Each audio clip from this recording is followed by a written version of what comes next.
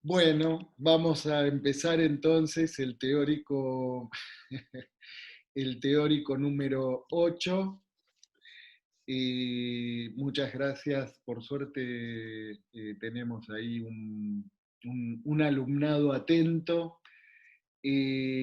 Bueno, los temas tenemos ahora en pantalla. Los temas que vamos a ver específicamente hoy son la última parte de la unidad 4, están en relación al valor clínico del hacer nada juntos en la construcción del vínculo y en conexión con este tema que va a estar ligado íntimamente a la problemática de la abstinencia, ¿no? Del concepto de abstinencia y el concepto de neutralidad, que son conceptos que vienen del campo del psicoanálisis, y que vamos a pensarlos también en articulación con una de las modalidades habituales de los acompañamientos terapéuticos, que son los paseos como estrategia clínica en el proceso de subjetivación del espacio y el tiempo. Bueno, si hacemos a tiempo, vamos a ver cuestiones relativas al paseo, las caminatas como actividad grupal y la configuración subjetiva del lazo social. Bueno, vamos a tomar hoy como referencia, eh, vamos a tomar como referencia el capítulo 2 del texto de Leonel Dosa, acompañamiento terapéutico, encuentros y desencuentros entre la vaca loca y el pato lógico. Vamos a pensar algunas cuestiones también articuladas a algunos conceptos que introduce Mauricio Herman en el libro que venimos trabajando. Y bueno, vamos a iniciar este recorrido en relación a un concepto que introduce Leonel, que es el concepto de pasividad activa, que es un concepto que Leonel Dosa introduce hace tiempo, en 1992, en una publicación del Instituto Acasa, que es donde él trabajaba por ese tiempo, y es un término, son dos palabras, pero es un término que hace referencia a una modalidad de acompañar que se manifiesta como no intervención. En sí mismo encierra una suerte de paradoja que vamos a desentrañar, la pasividad activa, que es, como les decía, que es también posible conectarlo con otra expresión que utiliza Mauricio Herman, que no es lo mismo, pero que está muy vinculado, y que es la paradoja de la presencia vacía. Creo que es un término a lo que ya hemos hecho referencia, pero vamos hoy a desarrollarlo en mayor profundidad. Lo que presenta aquí en este último libro Leonel nos advierte que en realidad, bueno, fue reformulándolo a lo largo de casi 30 años, ¿no? Pero lo retoma ahora, dice, en relación a esta expresión, ¿no? A la pasividad activa. Él dice, aquí la tarea consiste en acompañar y compartir experiencias y situaciones cotidianas relacionadas con la ociosidad la no integración relajada, que es distinta de la desintegración angustiosa, los estados de concentración dispersa y experiencias de tipo no culminatorio, no pulsionales, sin una meta u objetivo formal. Aunque tales experiencias producen efectos, desde su actitud mental y conductual, el acompañante no pretende alterar el universo psicológico y vincular del acompañado. De ahí que estas formas de acompañar implican procesos intrapsíquicos e interactivos estructuralmente distintos de aquellos que caracterizan a la pasividad como forma de acción interpretativa o interdicción, ¿no? Y acá, en estas líneas, ¿no? Mm, hay que discriminar dos modos de entender la pasividad, ¿m? Dos modos de entender lo que puede significar una misma palabra, ¿no? Pero que a medida que vayamos avanzando en este recorrido, vamos a empezar a realizar esa distinción para poder situar con mayor precisión a qué nos referimos con este concepto paradójico de pasividad activa y cuál es el valor que tiene en el trabajo clínico, ¿no? Ahí, en el comienzo de este segundo capítulo, vemos que también este texto, todo este texto de Leonel, este segundo capítulo, está atravesado por una pregunta fuerte que el autor retoma aquí también, que es qué pueden aportar en este contexto la perspectiva y el posicionamiento ético del psicoanálisis y en particular la figura del acompañante terapéutico, ¿no?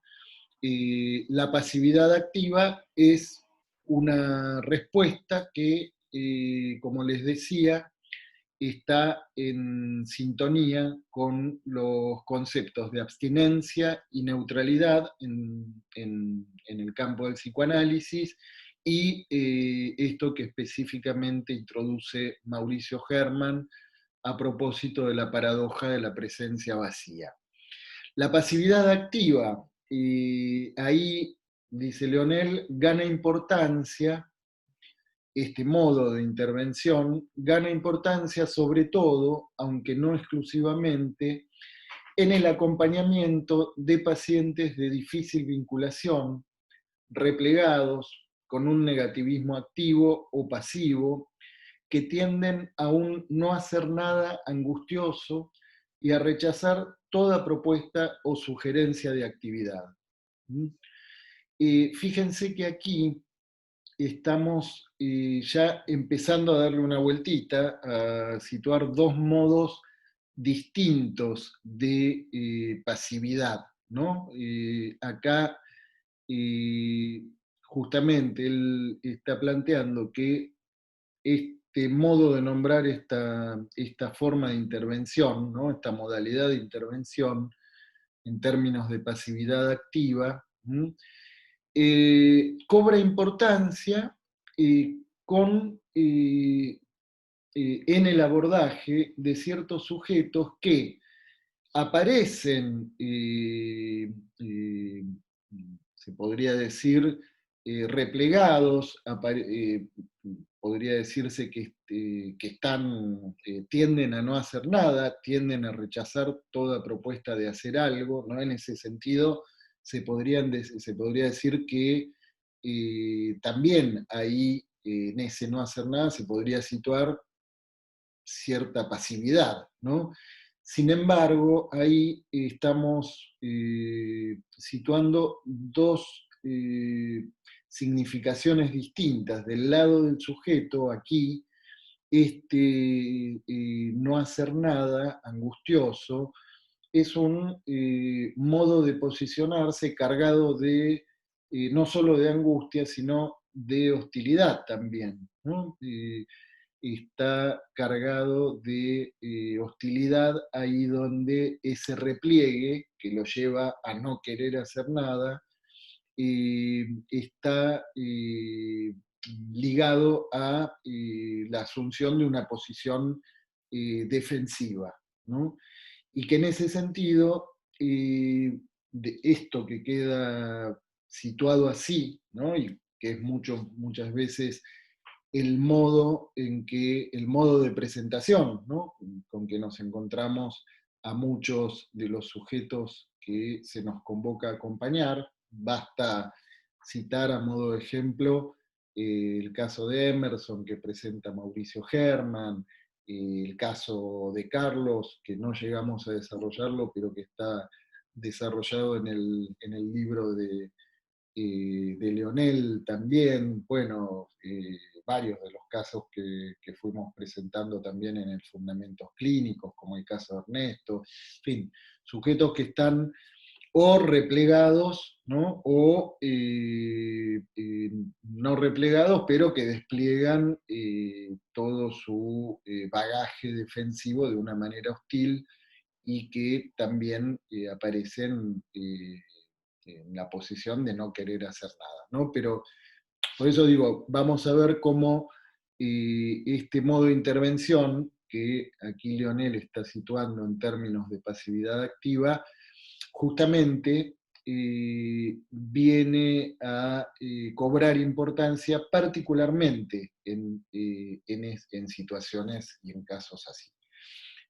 Por otro lado, dice Leonel, el modelo vincular de la pasividad activa es un fenómeno relativamente común en la vida cotidiana y en muchos acompañamientos, siempre que el acompañante lo permita. Esto vamos a ver por qué da esta advertencia Leonel, y consiste básicamente en hacer nada juntos o bien hacer nada por separado estando juntos. ¿Mm? Hacer nada juntos o hacer nada por separado estando juntos. ¿No? ¿Y a qué nos referimos cuando decimos hacer nada?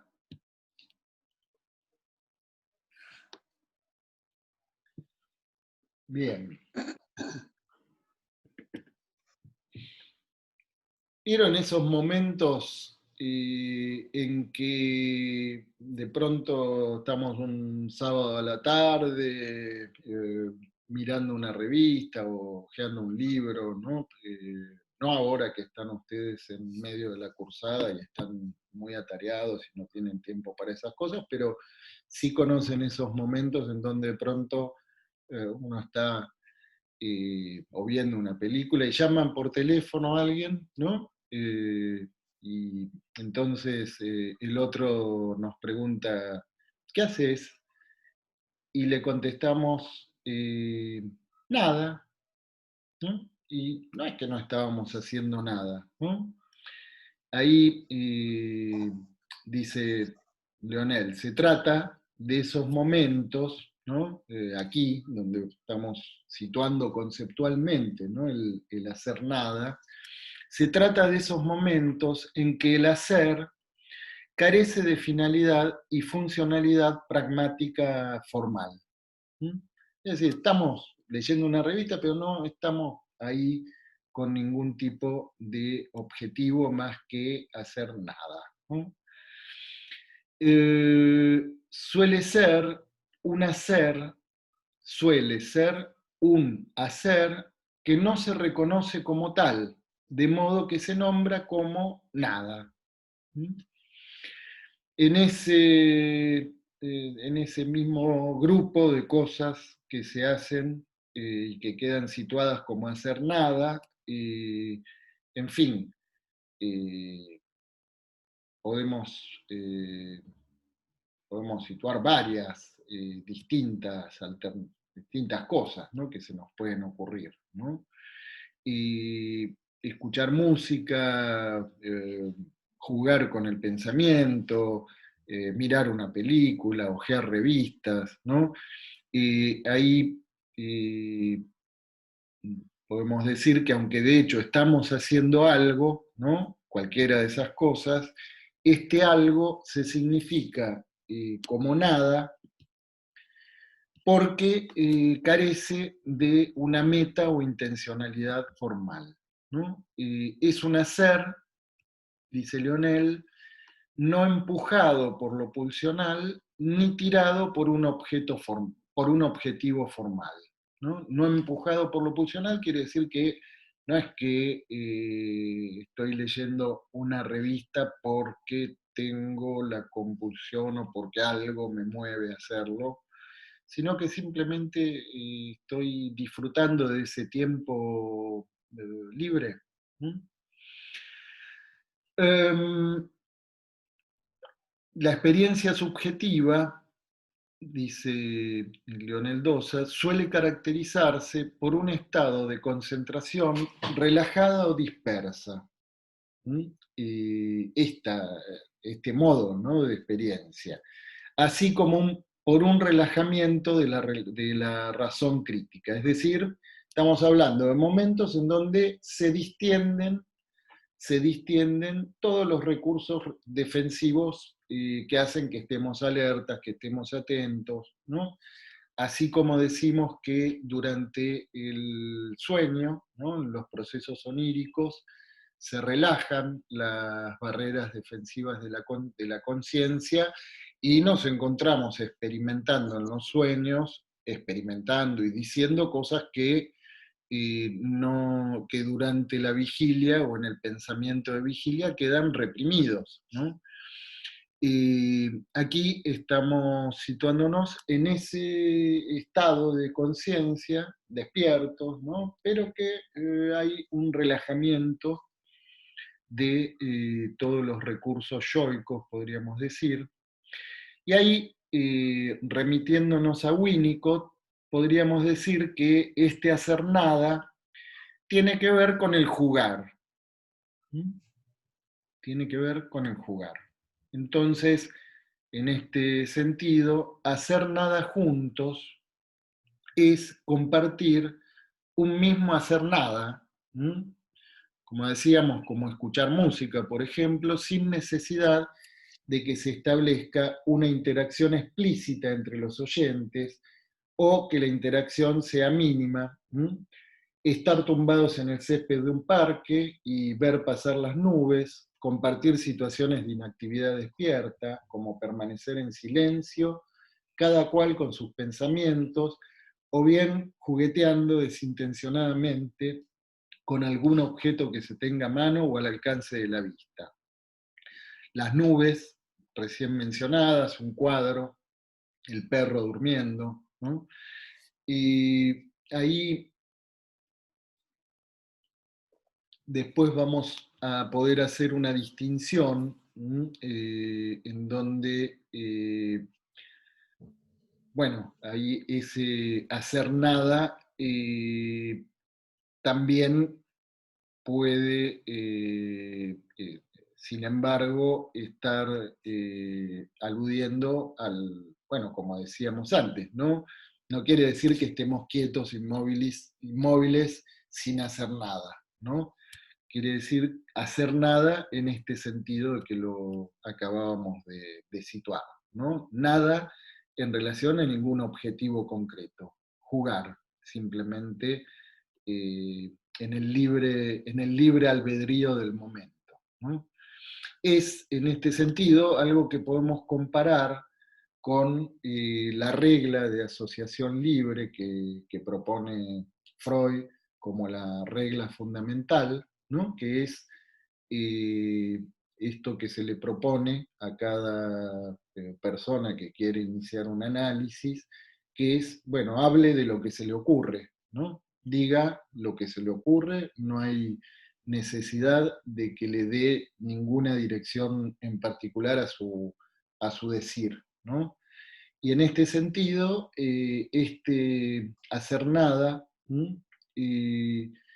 viene a tener ese valor de la asociación libre en el plano de la acción, si se quiere, en ese estado de relajamiento, ¿no? Bien, entonces, vamos a dar un pasito más. Si quieren ir haciendo alguna pregunta, ya saben que pueden interrumpir. Y vamos a dar un pasito más para poder situar ya algo que nos pone en situación, ¿no? En relación a el espacio del acompañamiento terapéutico, y es cómo poder pensar el hacer nada por separado estando juntos, ¿no?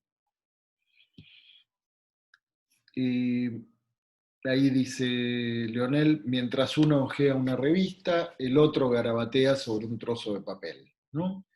Tiene que ver con esto, con un sinfín de situaciones cotidianas que podrían describirse en términos de tú a lo tuyo y yo a lo mío, sin que sea necesaria la explicitación de esta regla. Suele ocurrir que si uno de los miembros de esta díada, ¿no? Interrumpe ese flujo no interactivo, ya sea activamente o ausentándose, ello tiende a afectar el estado de concentración relajada y dispersa del otro, lo cual también es válido para el hacer nada juntos. Y ¿qué quiere decir esto? Quiere decir que, bueno, en esas situaciones en donde se está compartiendo un tiempo en donde simplemente se está con el otro, ¿no? Cada uno en su propio hacer nada, eh, ese momento, ese flujo no interactivo, ¿no? En donde estamos juntos pero no interactuamos, ¿no? Pero estamos juntos, puede interrumpirse activamente porque alguno de los dos de pronto se dirige al otro, ¿no? O porque alguno de los dos de pronto se sale de la escena, ¿no? Con lo cual ahí se produce el registro de que estaban juntos, ¿no? Porque, digamos, si el hacer nada por separado, estando desconectados, si cualquiera de los dos que están haciendo nada desconectados se sale de la escena, no se tiene registro de que el otro se salió, ¿no? Entonces, aquí es lo que va a situarse específicamente en relación a esta situación que estamos describiendo. Ponemos ahí el acento, ¿no? En ahí la importancia del por separado es explícita, mientras la importancia del juntos se advierte cuando algo o alguien interrumpe la experiencia, ¿no? Estábamos separados, esto es haciendo cosas por separado, pero se toma noticia de que estábamos, sin embargo, juntos cuando algo interrumpe esa escena, ¿no? Como, por ejemplo, si el acompañante con el usuario al que está acompañando, bueno, están en esos momentos de el acompañamiento en donde simplemente se está con el otro, y de pronto aparece el padre o la madre o alguien de dispositivo institucional, en el caso de que eso esté transcurriendo en un dispositivo institucional, y pregunta, ¿qué están haciendo? Nada, cada uno está haciendo su nada, ¿no? Pero ahí en esa interrupción se toma, se registra que se estaba transitando juntos ese momento, ¿no? ahí dice Leonel, el que la experiencia se interrumpa no es algo necesariamente negativo. De hecho, veremos que los procesos implicados en la pasividad activa tienen un carácter transitorio y preparatorio. Y ahora vamos a ir viendo por qué este carácter de transitorio o transicional y preparatorio, ¿para qué? ¿No?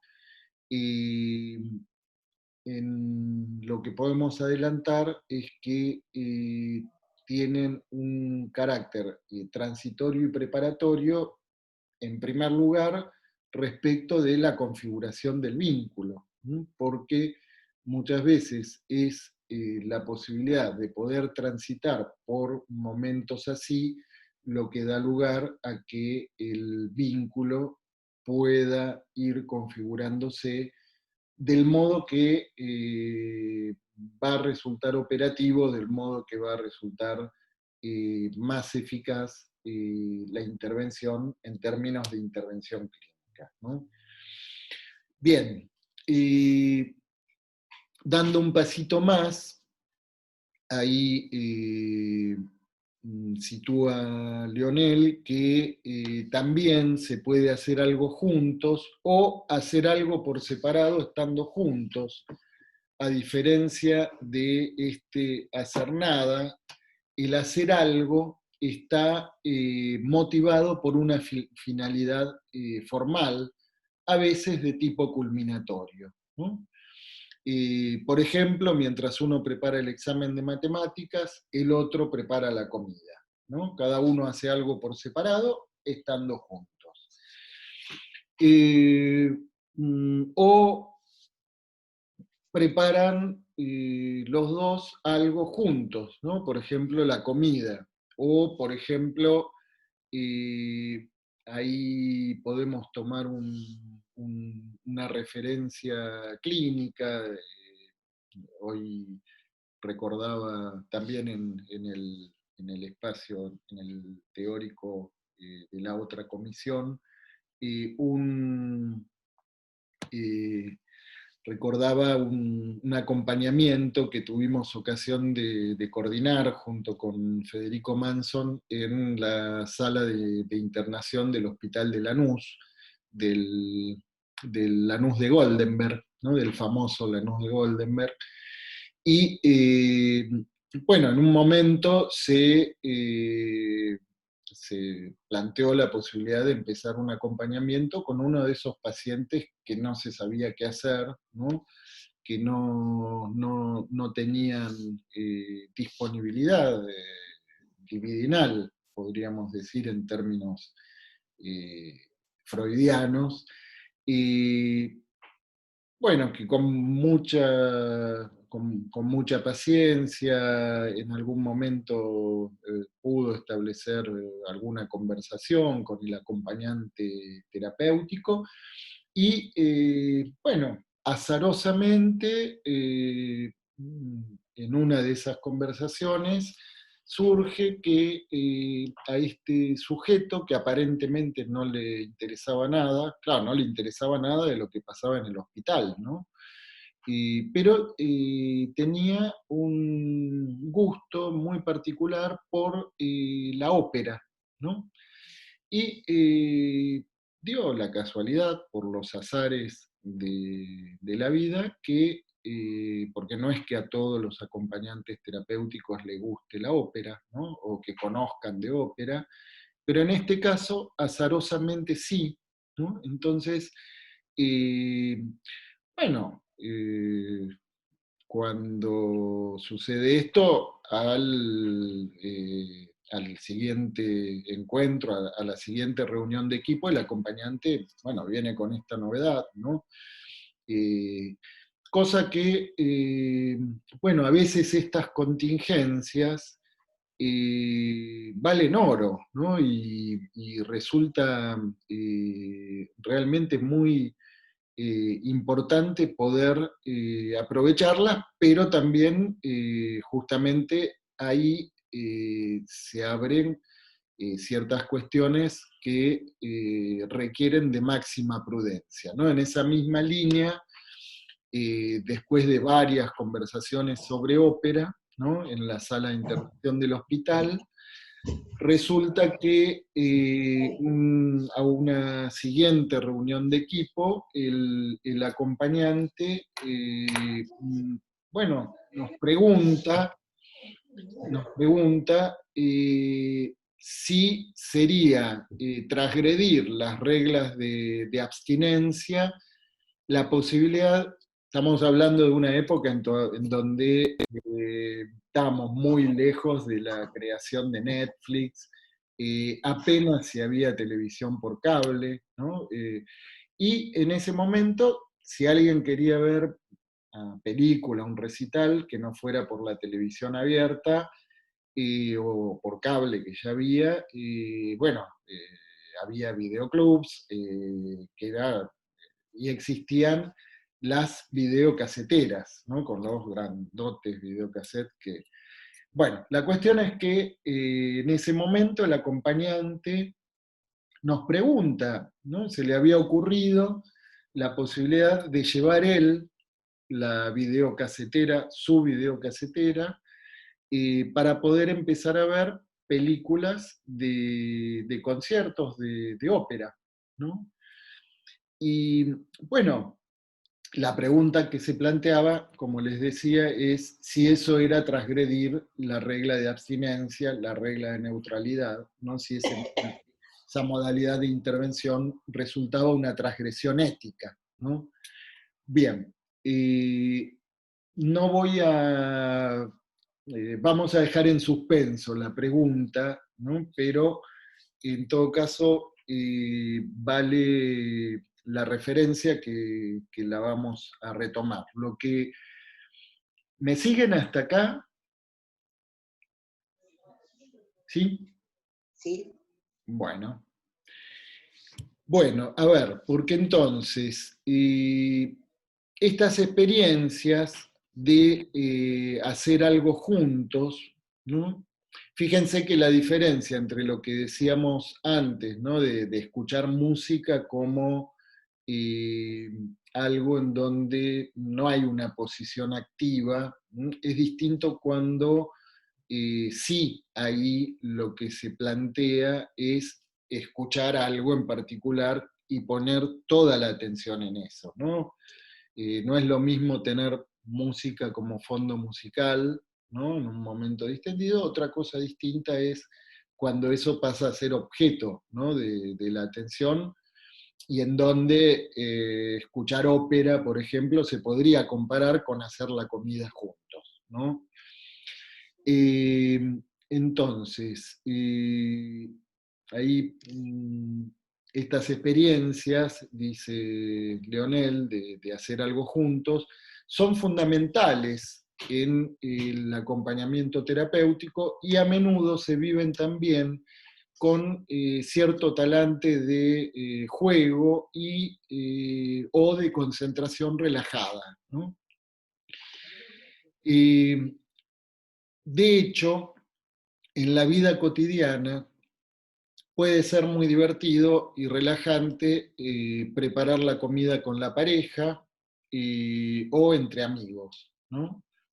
Eh, Preparar la comida o escuchar, en fin, ir a un recital o escuchar, por ejemplo, en esta temporada de cuarentena y pandemia, bueno, los espectáculos que se ofrecen en los distintos eh, espacios digitales, ¿no? Y en donde de pronto también se comparten a distancia determinados eventos, en fin. Esto tiene que ver con cierta capacidad, ¿m? El poder habilitar esos momentos y esos espacios tiene que ver con cierta capacidad que luego, poquito más adelante, vamos a examinar en mayor profundidad. Pero bueno, antes de eso, algunas cositas más.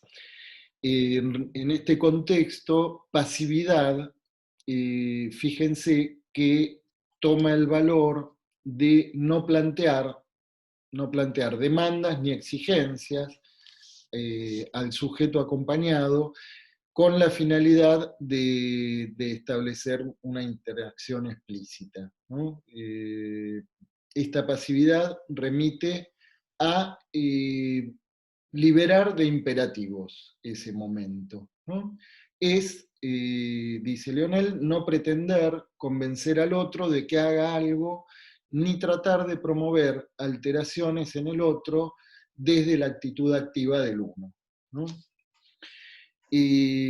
Ahora, esta pasividad, ¿por qué decimos que es activa?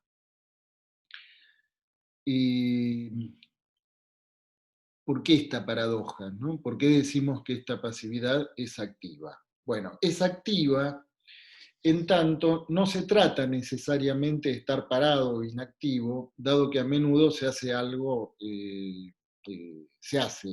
no se hace algo, se hace algo o se hace nada, activamente, ¿no? Como todos los ejemplos que antes pusimos. Pero no solamente por eso. Esta pasividad es activa porque más allá de la pasividad interactiva está el acto de compartir, ¿m? Es decir, en este punto estamos compartiendo el momento, esa experiencia de hacer nada, pero lo más importante del lado del acompañante es que el acompañante ahí está sosteniendo activamente la escena, ¿sí? Está sosteniendo activamente esa posibilidad de que el acompañamiento transcurra sin que esté comandado por el imperativo de hacer ninguna otra cosa, ¿no? Está es activa la presencia del acompañante en el sostén de ese espacio como una zona liberada de los imperativos del otro. Esto lo digo yo, no lo dice Leonel, ¿no? Pero es en esa línea, ¿no?, que estamos situando, que ahí cuando hablamos de esta manera paradójica, ¿no?, de la pasividad activa, el acento puesto en activa, ¿no?, en este segundo término de la expresión, tiene que ver con que eso, ¿no?, el estar sosteniendo ese espacio en esos términos, liberado de los imperativos del otro, es lo que nos permite situarlo como una intervención clínica. En ese punto también es importante situar que estas modalidades de no relación, de no entre paréntesis, ¿no?, de no relación con el no entre paréntesis, constituyen un aspecto común, decíamos antes también, de la vida cotidiana y cumplen un papel estructurante y modulador en la constitución y la economía psíquicas, que tienen que ver con esto que recién anticipábamos, que tiene que ver con la posibilidad de que el sujeto adquiera cierta capacidad, ¿no?, que vamos a ver a continuación a qué se refiere, ¿no? Se trata de algo tan cotidiano que rara vez se advierte su ocurrencia y su importancia. ¿Esto por qué? Porque esto puede pasar desapercibido o puede quedar fuera de registro. Lo que dice ahí Leonel es que esto se debe en gran medida a la sobreestimulación familiar o institucional, incluso desde las propuestas terapéuticas, la sobreestimulación de la que el psicótico, no solamente los sujetos psicóticos, ¿no?, en general podemos ampliar esto a todo el universo de áreas clínicas en las que trabajamos, ¿no? A la sobreestimulación de la que el sujeto suele ser objeto.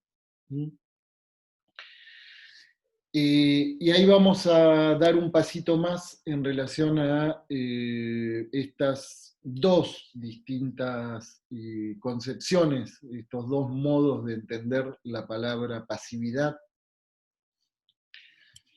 donde pudimos avanzar ahora en lo que fuimos introduciendo respecto de la pasividad activa como modalidad de intervención, ¿no?, del acompañante.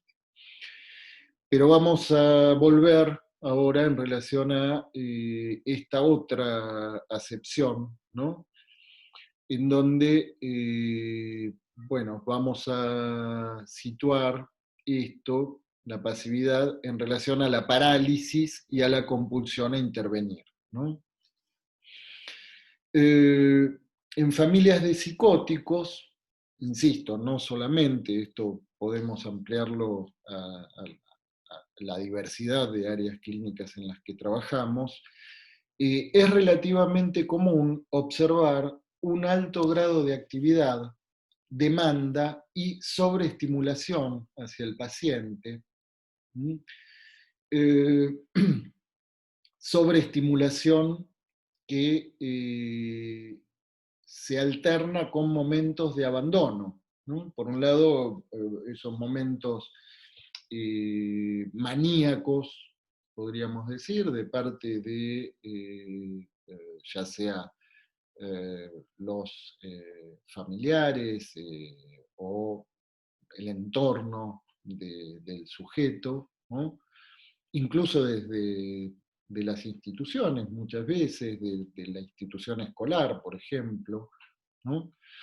Y sobreestimulación que se alterna a la manera en que pensamos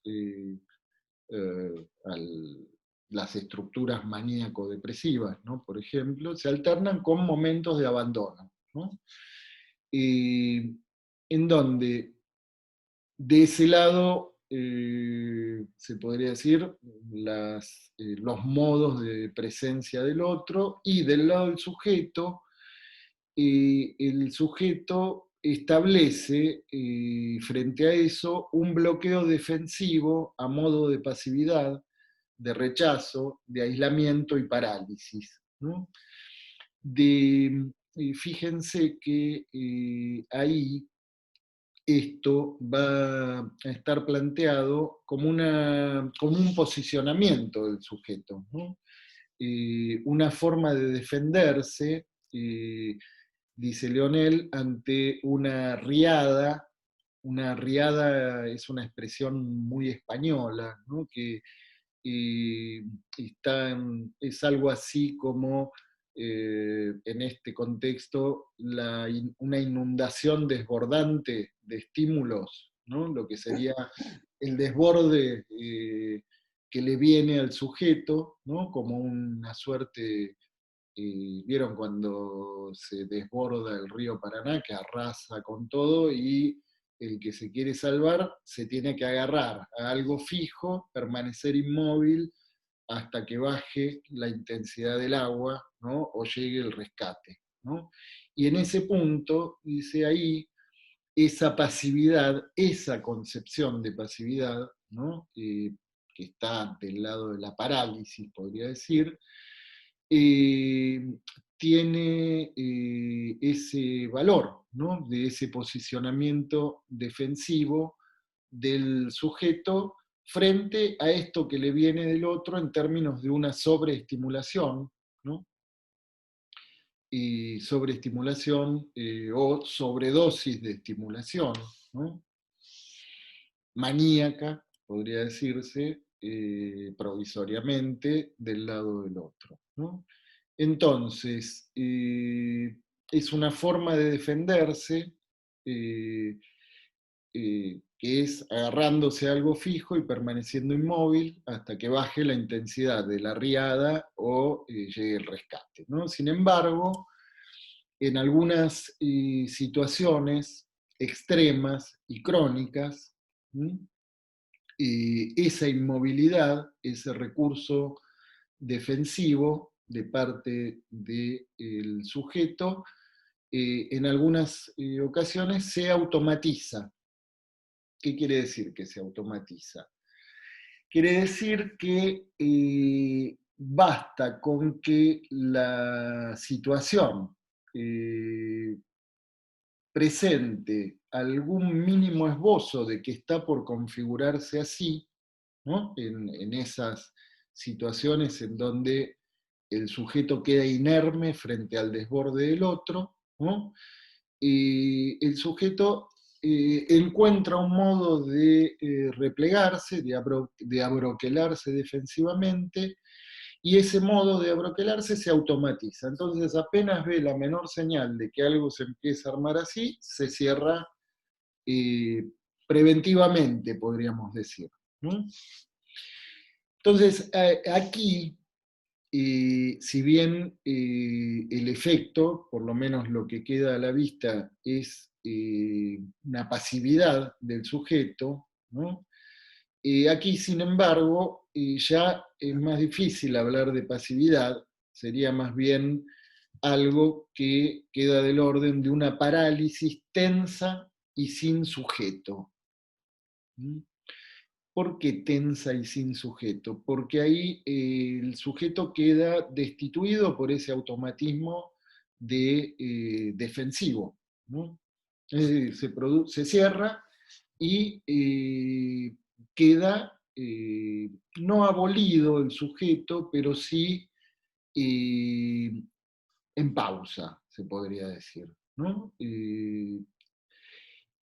Ese en pausa además tiene otra connotación, ¿no? Que está dominado por lo que Freud va a llamar la angustia de castración. ¿Qué quiere decir? Que me quedo quietito ahí, pasivamente cerrado, porque en la presunción de que si algo dejo ver respecto de mi deseo o de mi potencia, eh, esto va a tener como consecuencia que algún tipo de sanción, de castigo, caiga sobre mí, ¿no? Estos mecanismos no se instalan porque sí, ¿no?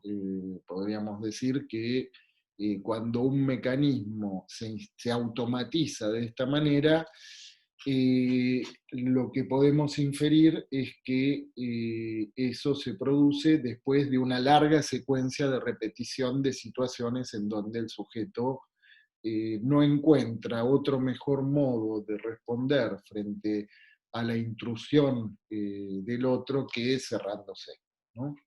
Entonces, no es que eso un día sucede que el sujeto se abroqueló, sino que esto es efecto de algo que aparece instalado crónicamente, ¿no? Como, bueno, en fin, como el paisaje aterrador de cierto escenario familiar, ¿no? Y cuando digo aterrador, eh, no necesariamente eso tiene que ver con una modalidad estruendosa, ¿no? Porque hay, vieron como por ejemplo en las películas de terror, los momentos de mayor terror de las películas de terror son esos momentos en donde no pasa nada, ¿no? Y a veces basta cierta combinación de dos o tres notas musicales para que toda la escena, que si le sacamos la música no pasa nada, toda la escena se carga de algo que es más que angustia, ¿no? Bien, entonces, decía, aquí entonces corresponde hablar no de pasividad, sino de una parálisis tensa y sin sujeto, a partir de la cual puede ser también que el sujeto se rinda, ¿no? Que en lugar de cerrarse y no hacer nada, también termine dejándose llevar por el río, ¿no? Que lo lleve la corriente para donde vaya, pero sin ninguna implicación, ¿no? Por ejemplo, dejándose llevar en propuestas, dejándose incluir en propuestas de tratamiento y rehabilitación, ¿no? De esas que exigen que los pacientes acudan todos los días, que vayan, que hagan actividades que en realidad para el sujeto no tienen ningún valor, ¿no? Y que en definitiva no alcanzan a lograr que haya de parte de ese sujeto ninguna implicación, ¿no? Entonces, ya no quedan referencias fijas a las que agarrarse, ni nada que obstaculice o que se oponga a la riada, ¿no? El sujeto directamente se entrega, pero con el costo de, por un lado, no implicarse en eso, con lo cual el resultado es que todos esos modos forzados de intervención terminan resultando inocuos, ¿no? Y pasan años y años y no pasa nada, ¿no? Y ahí sí que no pasa nada. Bueno, simplemente el sujeto está, ¿no? Va, se deja llevar, pero sin ningún tipo de implicación. ¿Me siguen hasta acá? ¿Cómo, cómo estamos? ¿Alguna pregunta? ¿Comentario? No, vamos bien, vamos bien. ¿Vamos?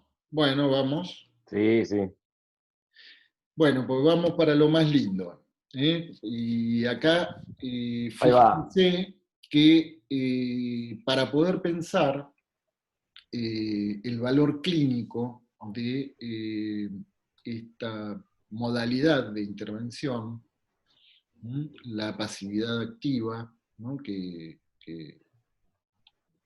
estamos, insisto, conceptualizando algo que está en plena conexión con los conceptos de abstinencia y de neutralidad, ¿no? Y ahí va a ser necesario poder reformular en el ámbito clínico nuestro modo de entender las implicancias de los términos de trabajo y de intervención, ¿no? ¿Qué entendemos por trabajar y qué entendemos por intervenir, ¿no?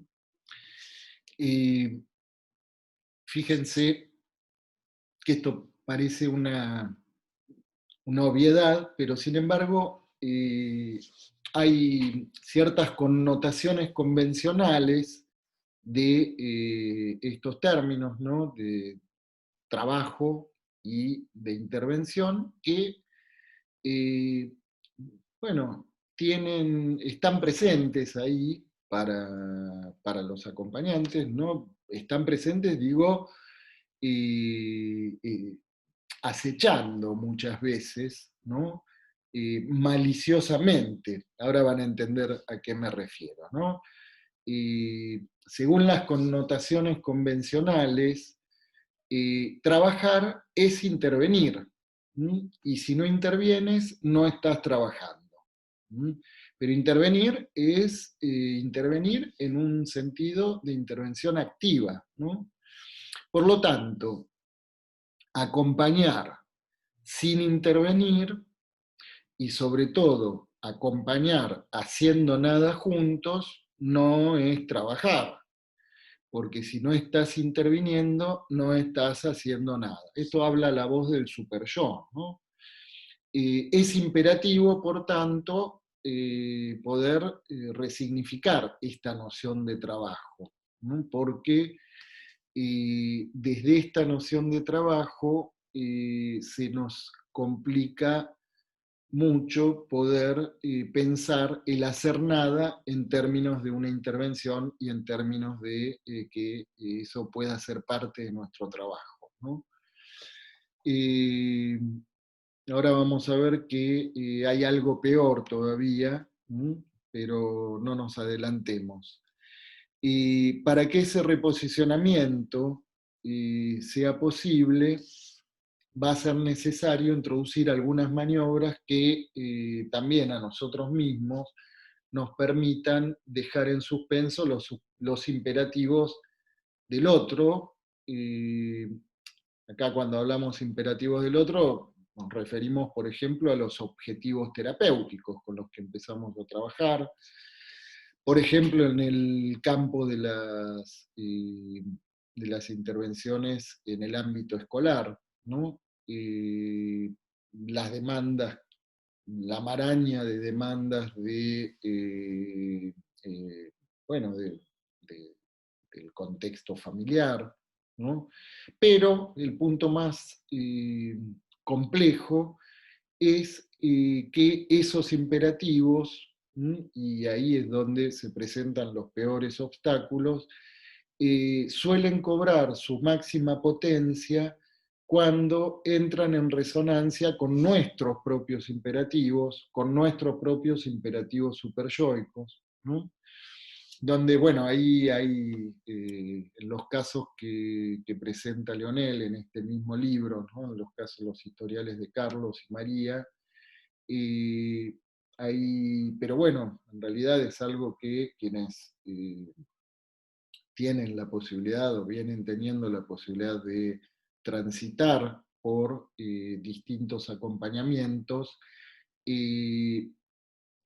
también seguramente han tenido posibilidad de tomar nota de que no es nada infrecuente que los acompañantes experimenten de manera consciente o de manera inconsciente sentimientos de angustia o sentimientos de culpabilidad cuando sienten que no están trabajando o no están interviniendo en el sentido convencional, ¿no? En el sentido convencional de estar haciendo algo con el paciente, ¿no? Algo productivo, ¿no? Podría decir propiamente. Sí, déjame terminar y ahora ahí voy. Que les decía, algo peor todavía es algo que suele despertar ciertos sentimientos de mayor angustia o culpabilidad en algún momento, que es que además a veces en esas situaciones nos encontramos, por ejemplo, cuando el sujeto al que estamos acompañando, bueno, se le ocurre que quiere ir al cine. ¿Se acuerdan cuando íbamos al cine? Bueno, ir al cine ahora puede ser que se le ocurra ver una película, y que es justo una película que queríamos ver, ¿no? Entonces, ahí esto, además, no solo es que no estamos haciendo nada, sino que estamos en una situación que podríamos decir que estamos disfrutando trabajando, ¿no? Entonces, ahí el hacer nada juntos o hacer nada por separado estando juntos suele devenir en el momento más fecundo para la irrupción de la angustia de los acompañantes terapéuticos, ¿no? Por eso decía Leonel, este hacer nada por separado estando juntos o hacer nada juntos cuando el acompañante lo permite, porque muchas veces en esos momentos es el mismo acompañante en el que empieza a sentir como cierto punto de angustia por no estar haciendo nada, ¿no? Sí, ¿quién quería intervenir? No, te quería contar una experiencia. Yo Natalia, trabajo. sí, Sí. Te dale. quería contar una experiencia. Yo trabajo en CENAP, en la Secretaría de Niñez, Ajá, hace 20 años, ajá, y durante 17 años trabajé en una institución con chicas con discapacidad y problemas psiquiátricos. sí, Y nos pasaba, por ejemplo, que la directora insistía en que las chicas estuvieran ocupadas con actividades todo el día, y que no tuvieran como cortes, ¿viste? Y nos pasaba de las chicas muchas quejas. Nunca le pudimos hacer entender que, por ejemplo, las chicas en determinada hora tenían ganas de mirar la novela o tenían ganas de hacer otras cosas que por ahí tenemos nosotros también. Y a mí me pasaba que a la noche, que la orden era que se acostaran a determinada hora, cosa que yo no acataba, y había un acuerdo entre las chicas y yo, era que nos quedábamos mirando televisión. Y ahí surgían las cosas como más interesantes de intercambio, ¿viste? De cosas que ellas te contaban y experimentaban y cosas que contaban, o que contaran nada más lo del día, pero ya como que servía más ese tiempo de ocio. Sí, sí, Está sí, bueno. sí, sí, es exactamente el punto, ¿no? Es exactamente el punto, porque ahí hay una maniobra, ¿no?, que vos ahí implementás que podría decirse queda en un borde de la transgresión, ¿no? Sí, sí. Sí. Eh, Era en acuerdos. cierto sentido se puede entender como una transgresión, ¿no? Y sin embargo, es ahí donde en esa misma transgresión vos habilitás, ¿no?, algo que tiene consecuencias en el vínculo. Pero bueno, vamos a avanzar un poquito más para poder eh, darle ahí, poner algunos condimentos más para pensar esto conceptualmente, ¿no? Eh, entonces, podemos decir que ahí justamente, ¿no? Ahí en este pequeño ejemplo que vos traés, ¿no? Queda ahí a la vista, bueno, cómo de pronto lo difícil que a veces se hace liberar esos espacios de imperativos, ¿no? Uno podría decir que, bueno, de un lado, esto que estamos pensando conceptualmente, ¿no?, como una modalidad de intervención, pero que además estamos pensando como una modalidad de intervención que resulta clave para el establecimiento del vínculo en otra calidad de vínculo, que es la que nos interesa que podamos lograr, ¿no? Y del otro lado, podríamos decir, acechan, cuchillo en mano, las ansiosas y enmarañadas demandas familiares, los inefables objetivos terapéuticos y el tiempo que corre y corre, ¿no?, en la era de la productividad y el sujeto del rendimiento.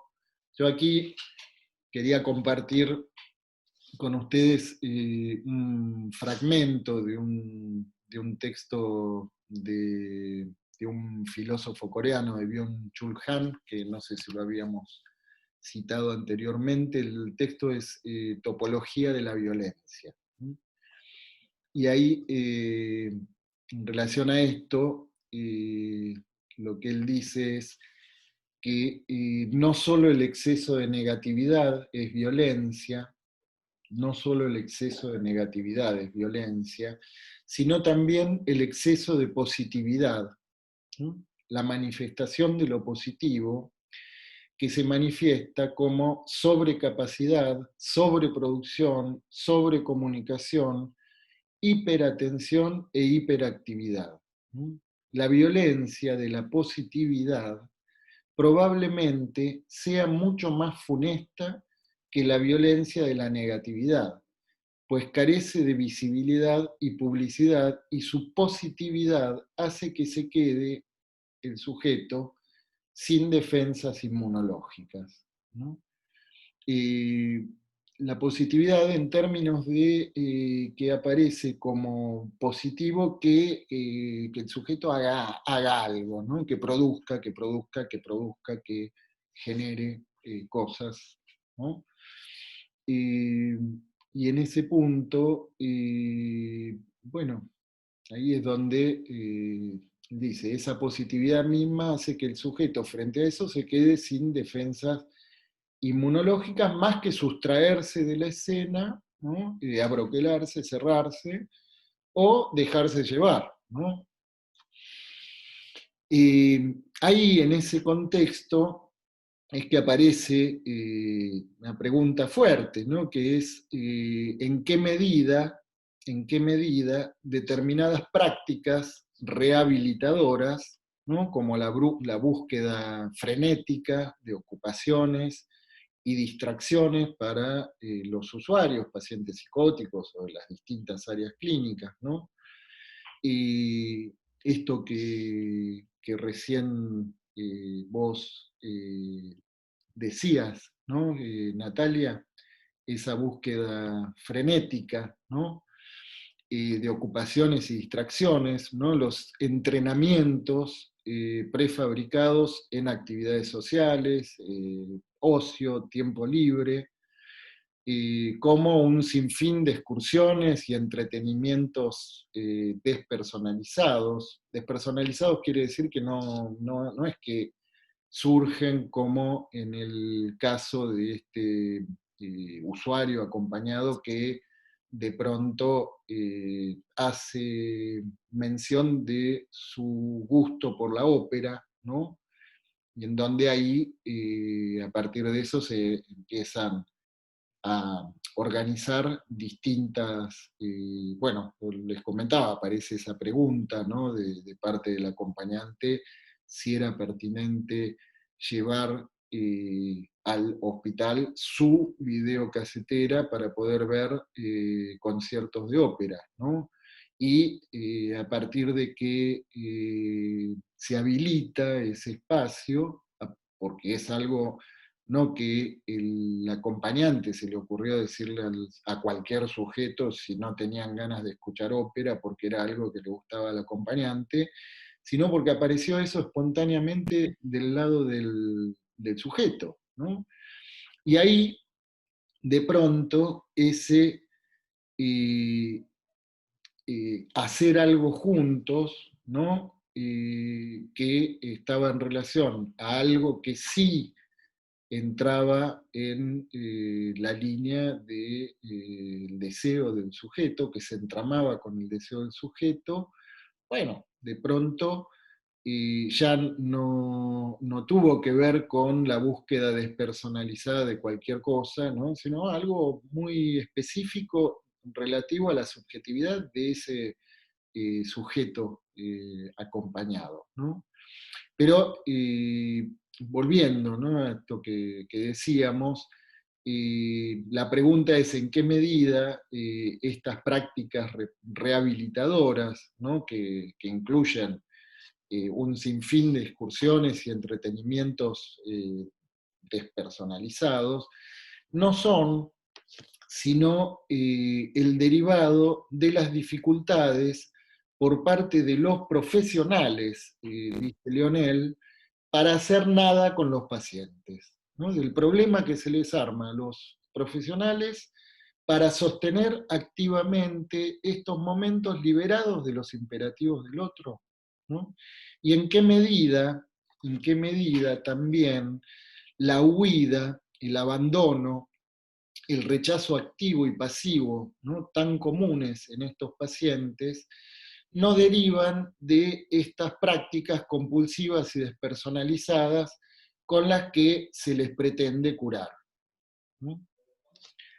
Y bueno, ahí es donde solemos decir, insistimos mucho en esto, que justamente del lado de los acompañantes terapéuticos, esta posibilidad, ¿no? De ofrecer un modo de estar, aunque sea en parte de esos espacios de acompañamiento, ¿no? En donde se pueda empezar a habilitar, aunque sea mínimamente, algunos momentos en que ese espacio quede liberado de los imperativos del otro, ¿no? Es lo que permite un salto cualitativo en el establecimiento del vínculo, ¿no? Y yo les decía, porque nos queda poquito de tiempo, pero vamos a aprovecharlo. No sé si quieren hacer alguna pregunta aquí, porque vamos a entrar en un punto que es muy importante, que tiene que ver con el soporte conceptual de todo esto que venimos desarrollando. ¿Me siguen? ¿Sí? Bien. ¿Qué tiene que ver con esto que... ¿Sí? ¿Querían hacer algún comentario? No, yo quería hacer una reflexión haciendo un parangón con respecto a, por ejemplo, a Maradona, dejando de lado todo lo que lo rodeó a él, que dice el exceso de positividad en el sujeto queda sin defensas. Y yo creo que a él un poco, al margen de otras cuestiones, le pasó eso, porque él era el rey, el dios, y quedó sin nada. Entonces se despersonalizó totalmente. Por eso que él necesita aparecer y no sé, y que lo impulsen, porque quedó despersonalizado totalmente. Y yo creo que en ese aspecto, ¿no? Sí, es un caso extraordinario, ¿no? Donde hay toda una serie de cuestiones muy complejas también ahí puestas en juego en ese caso, ¿no? Pero bueno, sí, ahí hay una sobreestimulación que de algún modo resulta extraordinaria porque estamos hablando de alguien que ha tenido una vida extraordinaria también, ¿no? Y en donde... Claro, pero por sí, eso digo que esa positividad, está bien. a él lo despersonalizó, lo dejó sin defensa. Cuando no la tuvo, no era nadie. Sí, A sí, eso me refiero. pero espera, porque entiendo Sí, por dónde, a punto. sí, a dónde estás apuntando, pero no quiero distraer de lo que queremos situar También. actualmente. ¿Eh? Y que tiene que ver con eso, pero no es exactamente eso. Digo, me parece que es importante situar esto en el terreno en el que lo queremos situar. Yo desconozco los distintos espacios de tratamiento por los que puede haber ido transitando Diego Maradona o distintas ¿O quién fuere? figuras del espectáculo, ¿no? Que recurrentemente encontramos con situaciones muy complejas en cuanto a los estragos que se empiezan a quedar a la vista, estragos en su propia subjetividad, ¿no? Estragos que en algunos casos se puede revelar que son estragos que vienen, en fin, no conocemos las historias de cada uno de esos sujetos que terminan dominando la pantalla, ¿no? Pero en algunos casos sí nos podemos enterar, por ejemplo, uno de los casos más penosos, yo diría, es el caso de Michael Jackson, ¿no? Ahora También. aparece hace unos días la historia de un tenista argentino, creo que es Sí, Guillermo sí. Pérez Roldán, ¿no? En donde también aparece haciéndose pública una historia trágica, ¿no? De un niño, bueno, arrasado subjetivamente por los imperativos, bueno, en fin, no, es difícil también nombrar, ¿no? Que de esos padres hacen que se atropelle, se ultraje de esa manera la subjetividad de sus propios hijos, ¿no? caso de Michael Jackson realmente amerita un desarrollo muy exhaustivo, porque es un caso de psicosis de lo más florido y de lo más penoso también, ¿no? Y que a pesar de eso, bueno, hay cuestiones muy complejas, en donde, entre otras cosas, hay acusaciones de abuso, ¿no? En fin, no vamos a entrar en el caso, pero lo que nos interesa situar aquí es que de lo que estamos hablando es que ahí hay una maniobra del lado del acompañante que resulta crucial en relación a la posibilidad de generar las condiciones para que se produzca un salto cualitativo en la configuración del vínculo, ¿no? Y que tiene que ver con este modo de poder ofrecerse, de poder ofrecer al menos un momento, un espacio, liberado de los imperativos del otro. ¿Para qué? Bueno, ¿por qué sería esto clave, ¿no? Bueno, ahí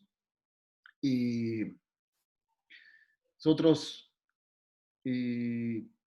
recién decía, hay cierta capacidad que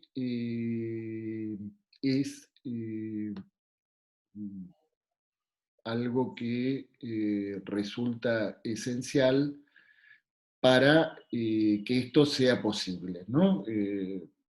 Ahí podríamos decir la capacidad para estar a solas en presencia de otra persona, ¿no?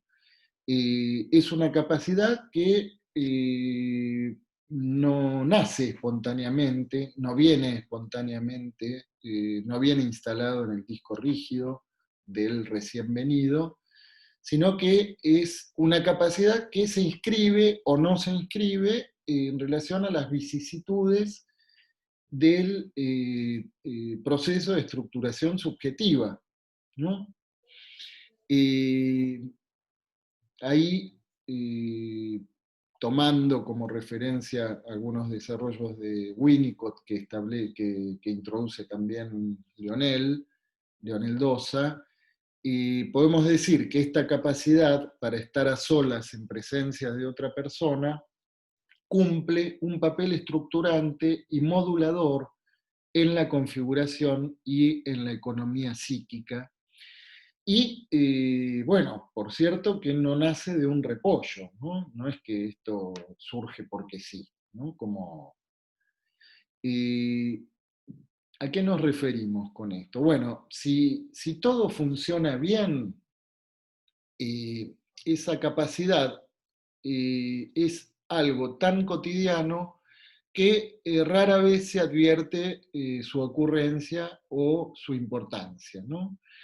Pero cuando se revela como carencia, es decir, la carencia de esa capacidad de estar a solas en presencia de otra persona, nos encontramos ahí con que la mera presencia del otro resulta insoportable. Y en este punto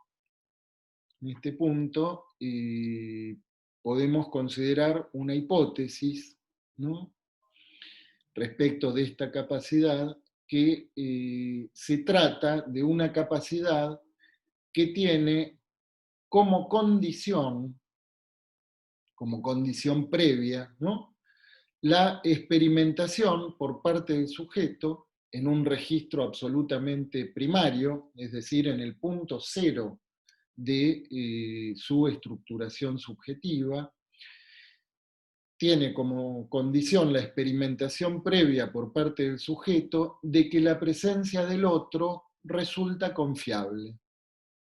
¿Qué quiere decir que resulta confiable? Quiere decir que ahí estamos situándonos en un momento en que el sujeto todavía no advino siquiera como sujeto del lenguaje, ¿no? Un niño que recién llegado al mundo que ni siquiera habla y que llora o grita porque siente cierta tensión en términos de insatisfacción, y que ahí sabemos que por la prematuración del nacimiento humano, el todo recién venido depende de quien lo ataja al momento de su nacimiento, ¿no? Esto es el entorno en el que será cuidado y será criado, y eso incluye el modo en que se responderá frente a sus distintas expresiones de malestar o de necesidad, ¿no? Si frente a esos momentos de tensión digo, el momento en que un bebé llora, que es el modo en que expresa en que algo le pasa, ¿no? Si frente a eso la respuesta que le viene del otro lado es ofrecerle alimento, pero si sigue llorando, entonces del otro lado aparece la pregunta, bueno, ¿qué le estará pasando? Vamos a consultar al médico, ay, serán los dientitos, será la angustia de los 8 meses, será, bueno, ¿no? Pero en donde quien está ahí como interlocutor, ¿no? se configura como interlocutor ahí donde reconoce a ese que todavía ni siquiera habla como un interlocutor, ¿no? Interesándose por lo que le pasa, ¿no? Ahí entonces hay una presencia del otro que puede empezar a instalarse como confiable en que es una presencia que busca también garantizar nuestro bienestar con su presencia, ¿no? Si del otro lado el bebé que llora se encuentra con que el otro le mete la mamadera, ¿no? Y si sigue llorando se la mete más, ¿no? Y si sigue llorando se la saca y lo deja llorando 3 horas, diciendo que es un bebé caprichoso, ¿no? Y esto se repite a lo largo de los días y a lo largo de los meses y a lo largo de los años, ahí nos vamos a encontrar con un sujeto que va a incluir en ese proceso de estructuración subjetiva, ¿no? Que incluye el desarrollo del lenguaje, incluye el desarrollo de la inteligencia, pero también incluye los modos de configuración de sus vínculos con el otro.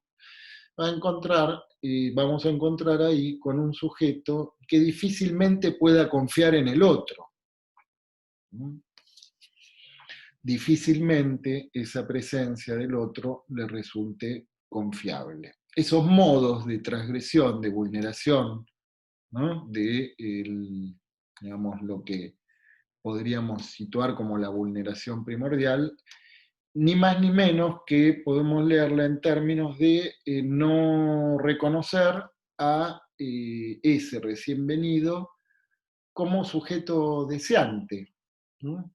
Y por el contrario, si cada vez que llora es el otro el que le fuerza poner una significación a ese llanto, justamente ahí nos vamos a encontrar con un sujeto que frente a eso no tiene más que replegarse o ensayar todo tipo de recursos defensivos cargados de hostilidad, ¿no? Entonces, ¿me siguen hasta aquí?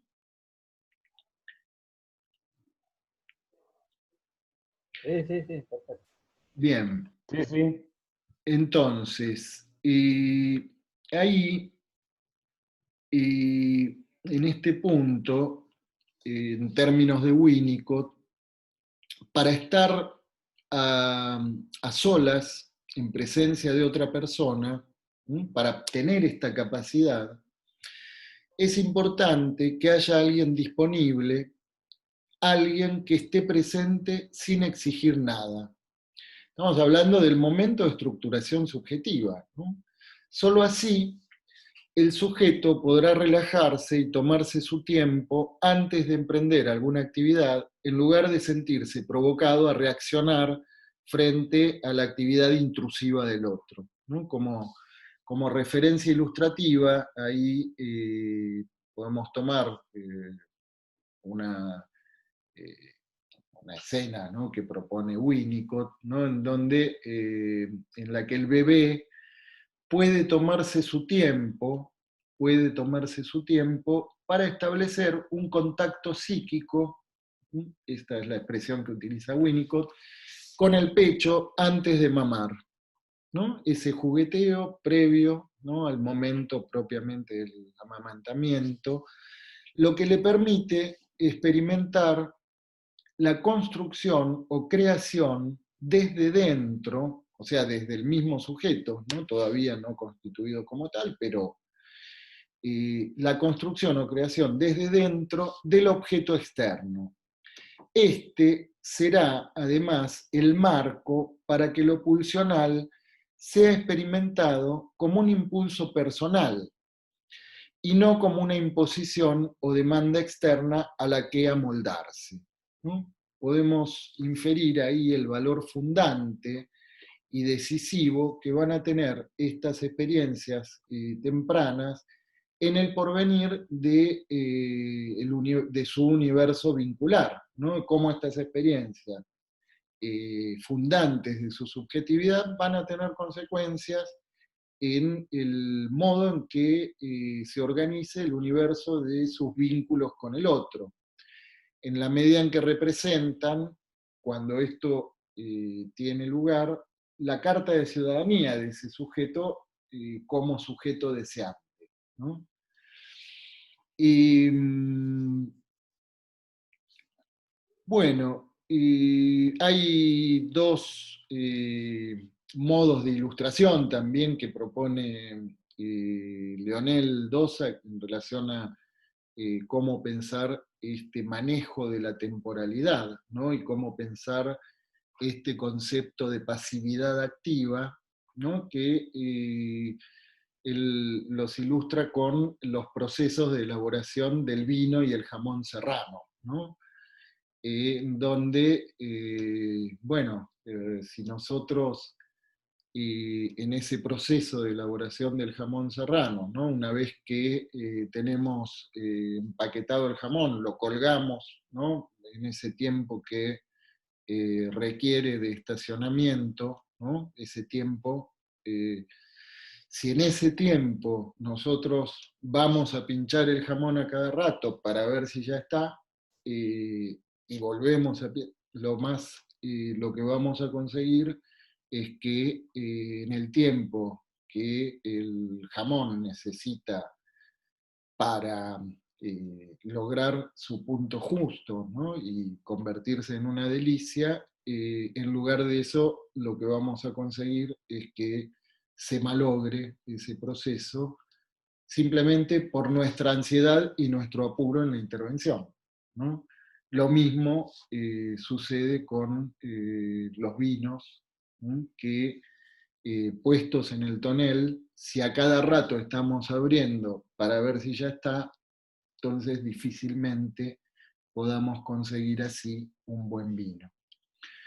Bueno, y nos quedó pendiente, que no vamos a poder avanzar hoy, pero en todo caso yo se los voy a hacer llegar y vamos a ver si lo retomamos la próxima, que es la articulación de esto que estuvimos desarrollando hoy aquí con una modalidad de intervención propia de los acompañamientos terapéuticos, que es la de los paseos, en donde los paseos se inscriben en este hacer nada juntos, o hacer nada por separado estando juntos, ¿no? Uno de los ejemplos que traíamos era estar tirados en un parque mirando las nubes, ¿no? Y en donde, bueno, ahí también podemos situar, a modo de ejemplo, algo de lo que estuvimos trabajando hoy en relación a esas modalidades de intervención que aparentemente no estamos haciendo nada, pero que tienen ahí esa función activa del soporte, ¿no?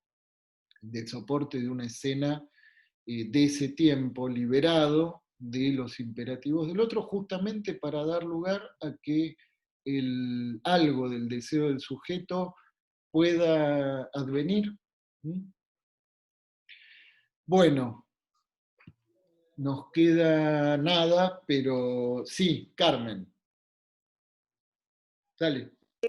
Sí, una pregunta. ¿Cómo se relaciona la atención flotante con esta pasiva actividad o esta ¿La actividad? actividad pasiva?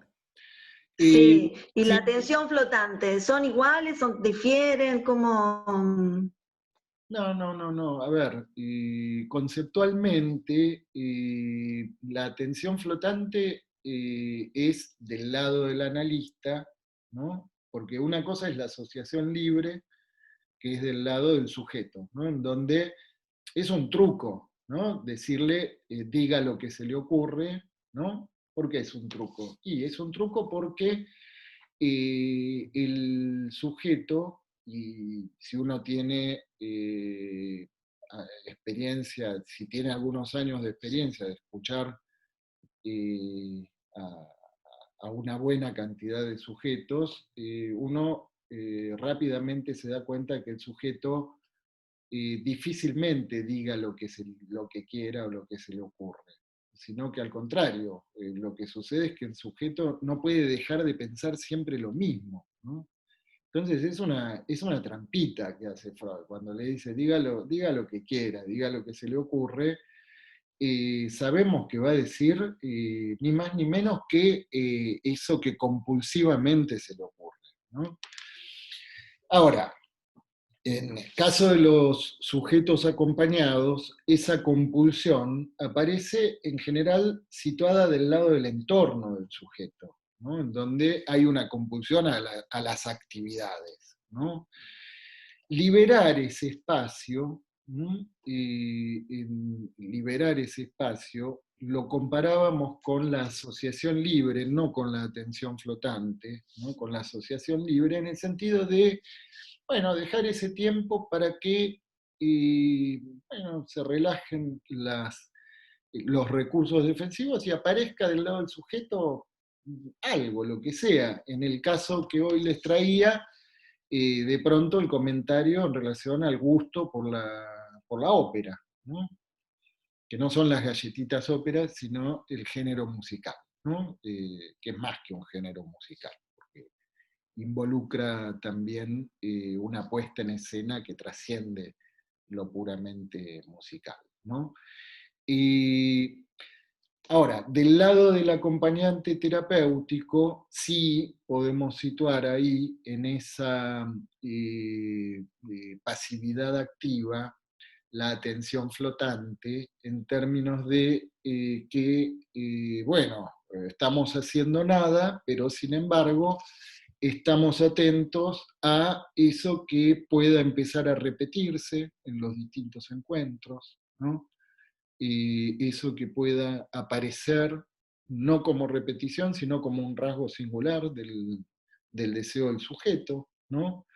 Entonces ahí la atención flotante tiene que ver con que si nosotros nos ponemos a mirar los objetivos, ponemos toda nuestra atención a que el paciente cumpla con los objetivos, bla, bla, bla, difícilmente vamos a darnos cuenta de cuando aparece una palabra propia de parte de ese sujeto, ¿no? Entonces, la atención flotante tiene que ver con eso, ¿no? Con liberar nuestra atención de los imperativos de qué tenemos que escuchar, para poder escuchar al sujeto, ¿sí? Por eso digo, para liberarnos de nuestras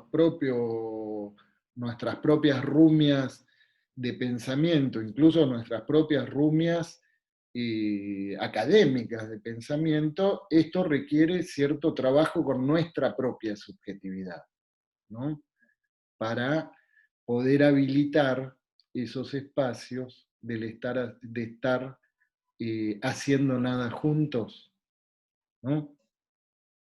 y para poder evitar que nuestra propia angustia aparezca ahí por este malentendido en relación a qué significa trabajar como acompañante terapéutico. ¿Mm? Bueno, vamos a parar aquí por hoy. Les invito, si quieren hacer preguntas o lo que se les ocurra, las retomamos en el próximo encuentro. Y bueno, quédense aquí que en unos minutos ya se va a estar conectando Jessica y Carolina para el encuentro de trabajos prácticos. Bueno, tengan ustedes